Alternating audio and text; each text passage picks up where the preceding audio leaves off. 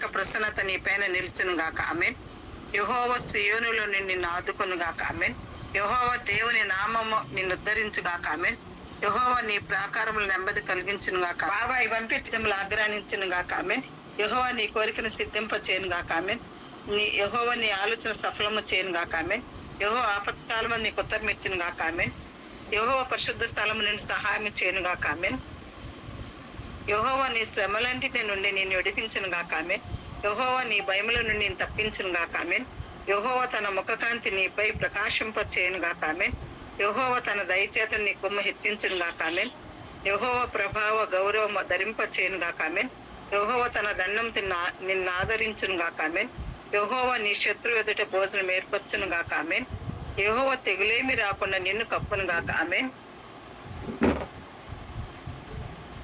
యెహోవా నీ రాకపోకలు నేను కాపాడను గాక. ఆమేన్. యెహోవా కలిమి సంపదతో నిన్ను దీవించు గాక. ఆమేన్. యెహోవా దీర్ఘాయువు నీకు దయచేయును గాక. ఆమేన్. యెహోవా మేలుతో నీ హృదయం సంతృప్తి పరచును గాక. ఆమేన్. యెహోవా నీ కష్టాధ్యతము అనుభవింప చేయను గాక. ఆమేన్. యెహోవా రక్షణ వస్త్రంతో అలంకరించును గాక. ఆమేన్. యెహోవా నిత్యము నీ మీద సమాధానం ఉంచును గాక. ఆమేన్. ఆమెన్. ఆశ్రదులన్నీ మన మీదకి, మన కుటుంబాల మీదకి, ప్రసాద్ కుటుంబం మీదకి దేవుడు కలిగి చేయను గాక. ఆమేన్. చేయమండి. నేను 51 చదివాను, ఈరోజు 25. యెహోవా నీ దిక్కునకు చూచి నా ఆత్మను ఎత్తుకొనుచున్నాను. నా దేవా, నీ యందు నమ్మిక ఉంచి ఉన్నాను. నన్ను సిగ్గుపడనీయకము. నా శత్రువు నన్ను గుర్చి ఉత్సాహింపనీయకము. ప్రసాద గుర్చి ఉత్సాహింపనీయకము. నీ కొరకు కనిపెట్టు వారు ఎవడను సిగ్గునందడు. హేతువు లేకుండానే ద్రోహము చేయవారు సిగ్గునందుదురు. యెహోవా నీ మార్గములను నాకు తెలియచేయము.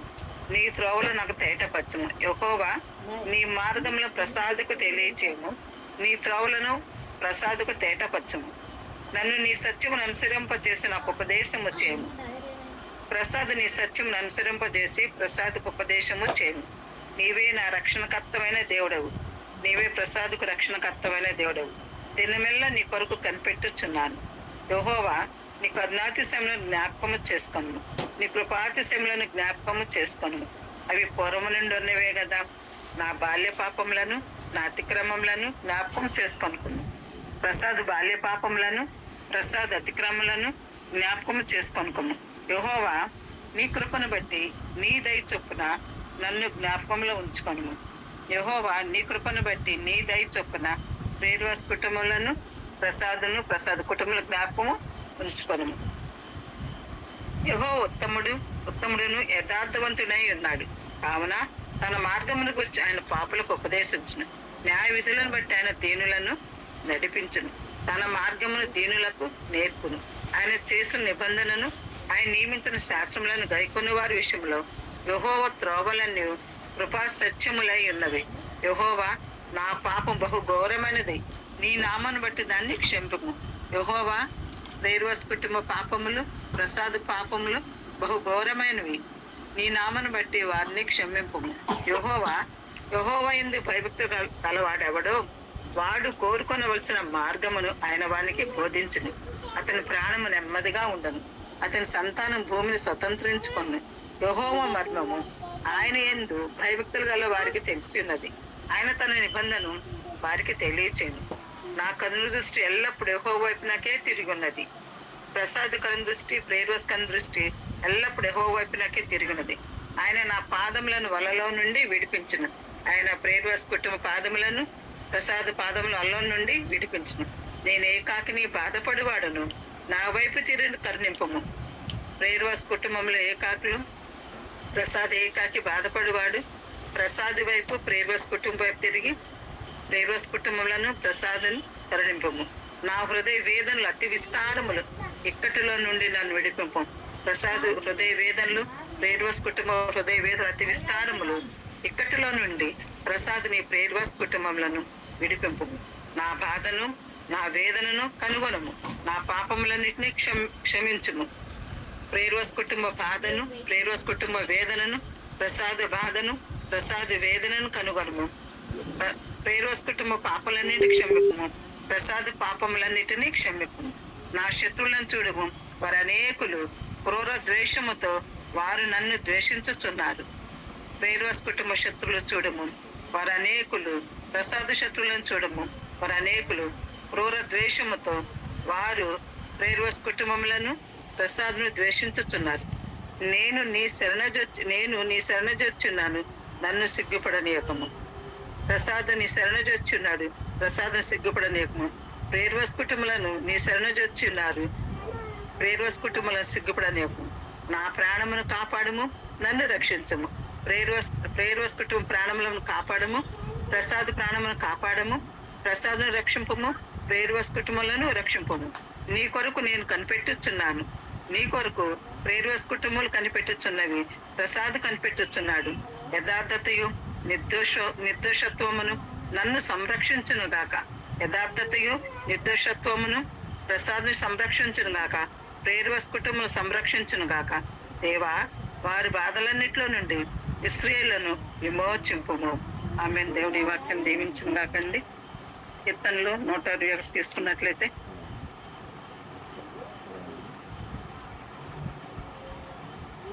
కొండల తట్టు నా కన్నులెత్తుచున్నాను, నాకు సహాయం ఎక్కడి నుంచి వచ్చును. కొండల తట్టు ప్రేర్వస్ కుటుంబములు కన్నులెత్తుచున్నారు, ప్రేర్వస్ కుటుంబములకు సహాయం ఎక్కడి నుంచి వచ్చును. కొండల తట్టు ప్రసాద్ కన్నులెత్తుచున్నాడు, ప్రసాద్కి సహాయం ఎక్కడి నుంచి వచ్చును. ఆమేన్. యెహోవా వల్లనే నాకు సహాయము కలుగును, ఆయన భూమి ఆకాశం సృజించినవాడు. యెహోవా వల్లనే ప్రేర్వస్ కుటుంబములకును ప్రసాదుకును సహాయము కలుగును, ఆయన భూమి ఆకాశం సృజించినవాడు. ఆయన నీ పాదమును తొట్టులనేవాడు, నిన్ను కాపాడువాడు కొనుకడు. ఆయన ప్రేర్వస్ కుటుంబ పాదములను ప్రసాద్ పాదములను తొట్టులనేయాడు. ప్రేర్వస్ కుటుంబములను ప్రసాదును కాపాడువాడు కొనుకడు నిద్రపోడు. ఇశ్రాయేలును కాపాడువాడు కొనుకడు నిద్రపోడు. యెహోవాయే నిన్ను కాపాడువాడు. ప్రసాదును ప్రేర్వస్ కుటుంబమును ప్రసాదును కాపాడువాడు కొనుకడు నిద్రపోడు. యెహోవాయే ప్రసాదును ప్రేర్వస్ కుటుంబములను కాపాడును. ఆమేన్. నీ కుడి ప్రక్కన యెహోవా నీకు నీడగా ఉండను, పగల ఎండ దెబ్బైనా నీకు తగలదు. ప్రసాద్ కుడి ప్రక్కన ప్రేర్వస్ కుటుంబం కుడి ప్రక్కన యెహోవా ప్రసాదుకును ప్రేర్వస్ కుటుంబం నీడగా ఉండను, పగల ఎండ దెబ్బైనను ప్రేర్వస్ కుటుంబం తగలదు, ప్రసాదుకు తగలదు. రాత్రి వెన్నెల దెబ్బైనను నీకు తగలదు, రాత్రి వెన్నెల దెబ్బైన ప్రేర్వస్ కుటుంబమునకును ప్రసాదుకును తగలదు. ఏ అపాయము రాకుండా యెహోవా నిన్ను కాపాడును, ఏ అపాయము రాకుండా యెహోవా ప్రేర్వస్ కుటుంబములను ప్రసాదును కాపాడును. ఆమేన్. ఆయన నీ ప్రాణమును కాపాడును, ఆయన ప్రసాద్ ప్రాణమును కాపాడును, ప్రేర్వస్ ప్రాణములను కాపాడును. ఇది మొదలుకొని నిరంతరము నీ రాకపోకలందు యెహోవా నిన్ను కాపాడును. ఇది మొదలుకొని నిరంతరము ప్రేర్వస్ కుటుంబం రాకపోకలందు ప్రసాద్ రాకపోకలందు యెహోవా ప్రసాదును ప్రేర్వస్ కుటుంబములను కాపాడును. ఆమేన్. దేవుడి ఈ వాక్యాన్ని దీవించి ఆశించును కాకండి. మరి జాన్ గారు ప్రార్థన చేసినట్లయితే వాక్య పరిచర్య అండి. మరి విజయరాజు గారు పొద్దున్న మీరండి చెప్పింది వాక్యం. విజయరాజు గారంట. సరే అవును. సరే సరే. సావిత్రమ్మ గారు, రాత్రి ప్రసంగి గారు లేరు కదా, ప్రసంగి గారు మీరే వాక్యం చెప్పండి. అయ్య గారు, పాస్టర్ గారు, ప్రసంగి గారు. అమ్మా అయ్య గారు లేరా? ఉన్నారమ్మా. నాకు ఫోన్ వస్తే మాట్లాడుతున్నారు. సరే, లోపల వచ్చారు. జాన్ గారు ప్రేయర్ చేయండి. వాక్యం నిమిషంలో కీర్తన గ్రంథము 90 అధ్యాయము 8వ వచనం. అది చదవండి.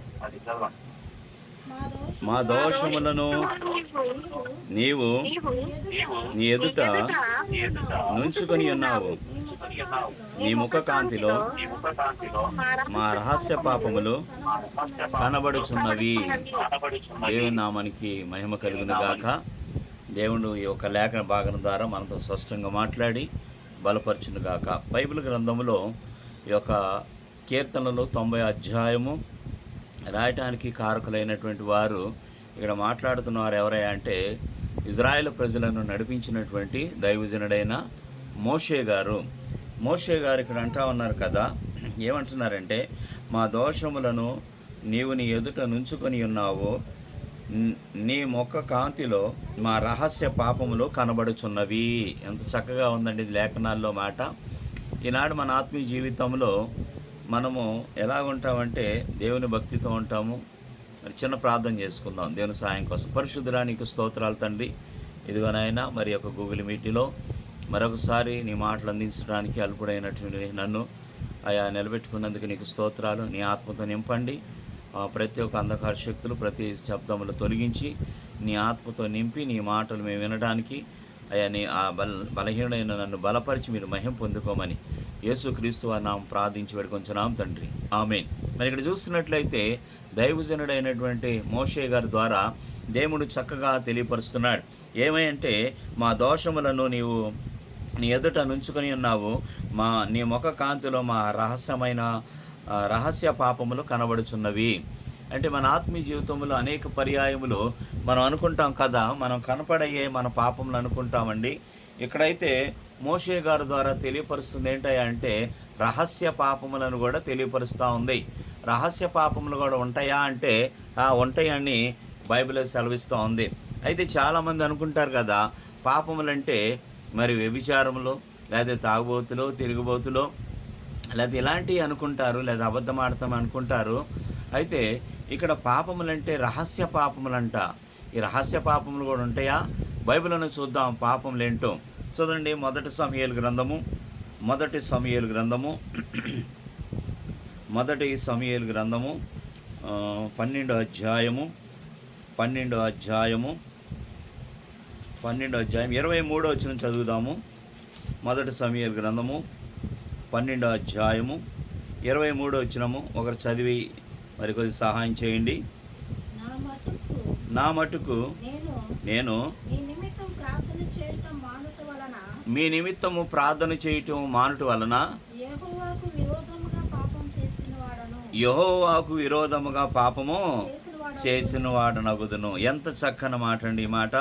ఇక్కడ చూడండి, ప్రవక్త అనేటువంటి దేవుడు ఏర్పాటు చేసుకున్నటువంటి ప్రవక్త అయిన సమూయేలు అంటున్నాడు కదా, నా మట్టుకు నేను మీ నిమిత్తము ప్రార్థన చేయక ఉండుట పాపము అంట.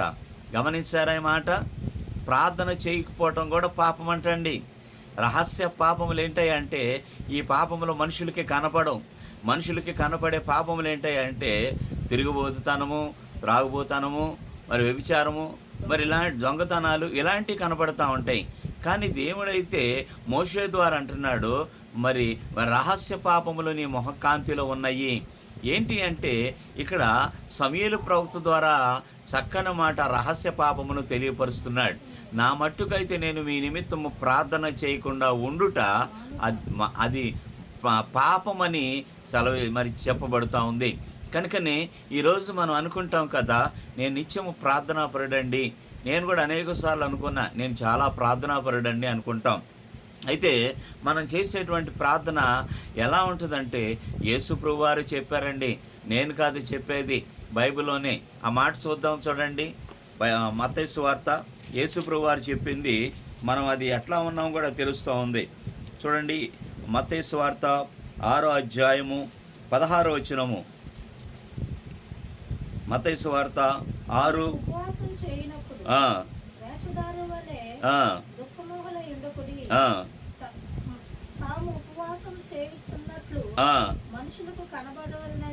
ఏంటంటండి ఇక్కడ ఉపవాసం గురించే. కానీ అయితే ఉపవాస ప్రార్థన అంటే నేను ప్రార్థన గురించి చెప్తున్నా, ఉపవాసం గురించి చెప్పట్లా. మనుషులకు కనపడవాలని మనం చేస్తున్నామంట అండి. ఏం చేస్తున్నామంట? మనుషులకి కనపడాలని చేస్తున్నామంట. పైన 5వ వచనం ఉంది అన్నమాట. మరియు మీరు ప్రార్థన చేయనప్పుడు వేషధారు వలె ఉండవద్దు, మనుషులకు కనబడవలెనని సమాజ మందిరములలోను వీధుల మూలలోను నిలిచి ప్రార్థన చేయుట వారికి ఇష్టము. చూడండి, చాలామంది చేసే ప్రార్థన ఏంటంటే మరి వారు ప్రార్థన చేస్తున్నాం ఎట్లాగా? వేషధారు వలె చేస్తున్నాం చేయవద్దు అంటున్నాడు ఆయన. మనుషులకు కనబడేలాగా మనము ప్రార్థన చేసే వారంగా ఉంటాము. చూడండి, మనుషులకి కనబడేటట్టు చేసే ప్రార్థన అది జవాబు వస్తుందంటారా? దానికి ఏమాత్రం కూడా జవాబు రాదు. మనుషులు మెచ్చుకుంటారు, మనుషులు ఆహా ఓహో బాగా చేశారండి అని అనుకుంటారు. కానీ దేవుడు మెచ్చే ప్రార్థన అది కాదండి. దేవుడు మెచ్చే ప్రార్థన అక్కడ అన్నాడు కదా, ఇదిగో నువ్వు ప్రార్థన చేయనప్పుడు, కింద 6వ వచనంలో, నీవు ప్రార్థన చేయనప్పుడు నీ గదిలోనికి వెళ్ళి తలుపులు వేసుకొని రహస్యమందున్న, నేను చదువుతా, నీ తండ్రికి ప్రార్థన చేయము. చూడండి, ఎక్కడ చేయాలంట? నువ్వు ప్రార్థన చేయనప్పుడు నీ గదిలోనికి వెళ్ళి రహస్యమందు చూస్తున్న దేవునికి చేయాలి. మనుషులు ఎదుట మనం చేయడం వల్ల ఉపయోగం లేదు. ఎందుకని? మనుషులు మెచ్చుకోవడం తప్పితే వారు మనల్ని దీవించరు, ఆస్వాదించరు, మనకి ఏ కూడా ఉపయోగం ఉండదు. కనుక ఇక్కడ చూస్తున్నట్లయితే మన ఆత్మీయ జీవితంలో మనము మనుషుల నిమిత్తము అనగా మరి ప్రభువైన యేసు క్రీస్తు వారు ఏ రీతిగా అయితే ప్రార్థన చేస్తూ వచ్చాడో, అరణ్యములో ఏకాంతంగా ప్రార్థన చేశాడు ఆయన. అంత మాత్రమే కదా, ఇక్కడ మనుషుల గురించి మనకి చెప్తుంది కదా, నీవు ప్రార్థన చేయనప్పుడు నువ్వు ఎలాగంట? గదిలోనికి వెళ్ళి తలుపులు వేసుకొని రహస్యమందు చూస్తున్న దేవునికి నువ్వు ప్రార్థన చేయాలి. అది ఆయనకి ఇష్టకరమైన ప్రార్థన. ఈ రోజున మనం ఎలా చేస్తున్నాము? మనుషులకి ఇష్టమైనట్లు చేస్తున్నామా? జాగ్రత్త, దానివల్ల ఉపయోగం లేదు, దానివల్ల ఏమాత్రం కూడా ప్రయోజనమే లేదు. ఎందుకంటే మోషే అంటున్నాడు కదా, మోషే దైవజనుడు, ఇదిగో నీ ముఖ కాంతులు మా రహస్యమైన పాపములు కనబడుచున్నవి. ఇదే రహస్యమైన ప్రార్థన. మనుషులకు కనపడాలి, మనుషులు చూస్తున్నారు, వింటున్నారనే ప్రార్థన చేయడం వలన ఏమీ ప్రయోజనం లేదు. అలాగని మరి వారి గురించి ప్రార్థన చేయకుండా ఉండటం మంచిదా? కాదండి, చెయ్యాలి. ఎలాగా? దేవుడు చూస్తున్నాడని, దేవుడు చూస్తాడు అని, దేవుడు చూసేలాగా, దేవుడు వినేలాగా మనం ప్రార్థన చేయాలి. అప్పుడు మనకి జవాబు ఉంటుంది. ఆ తర్వాత అక్కడ వచ్చిన ఉంది కదా, మత్తయి సువార్త 6లో, ఇదిగో రహస్యమందు చూస్తున్న మీ తండ్రి ఆ ప్రార్థన వింటాడంట, దానికి ప్రతిఫలం ఇస్తారని రాయబడుతుంది. కనుక నేనాడు మన ఆత్మీయ జీవితంలో మొట్టమొదటిగా రహస్య పాపం ఏంటంటే, నువ్వు దేవునికి ఇష్టకరమైనటువంటి ప్రార్థన మరి చేయకుండా ఉండటమే పాపమై ఉన్నదని మరి స్పష్టంగా మరి సమూయేలు ద్వారా దేవుడు చెప్తాడు. మీ గురించి ప్రార్థన చేయకపోవటమే పాపమై ఉన్నది. కనుకనే ఆ ప్రార్థన అనేది మరి బైబిల్లో మరి దానియేలు ముమ్మారు చేశాడు, దావీదు భక్తుడు కూడా ముమ్మారు ప్రార్థన చేస్తూ వచ్చాడు. మనం ఎప్పుడు చేస్తున్నాం? మనం ఒకవేళ సపోజ్ నన్ను తప్పుగా అనుకోవద్దు, ఒకవేళ నేనైనా కూడా నాకు కూడా అంతే మరి నాకు కూడా వర్తిస్తూ ఉంటుంది ఆ మాట. ఒకవేళ ఈ గూగుల్ మీట్లో చూస్తున్న వారి కోసం మనం చేస్తున్నాం, అందరం చూస్తున్నారేమో, అలా కాదండి. ఆ ప్రార్థన ఏంటంటే, నా మనుషులు ఈ గూగుల్ మీట్ ఉన్న వారందరూ నన్ను మెచ్చుకుంటారేమో కానీ నా దేవుడు నన్ను మెచ్చుకోడు. కనుకనే రహస్యమందు చూస్తున్న దేవునికి వినపడేలాగా, కనపడేలాగా మనం చేయాలి.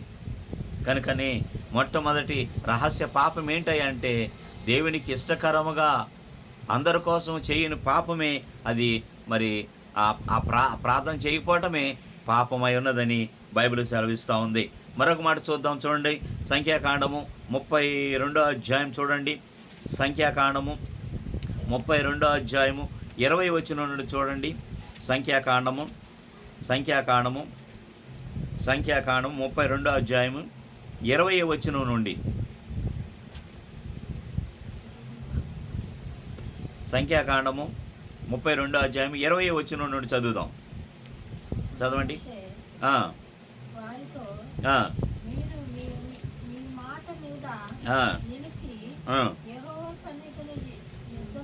మీరు మీ మాట మీద నిలిచి యెహోవా సన్నిధిని యుద్ధము చేయుటకు సిద్ధపడి, యెహోవా తన ఎదుట నుండి తన శత్రువులను వెళ్ళగొట్టును.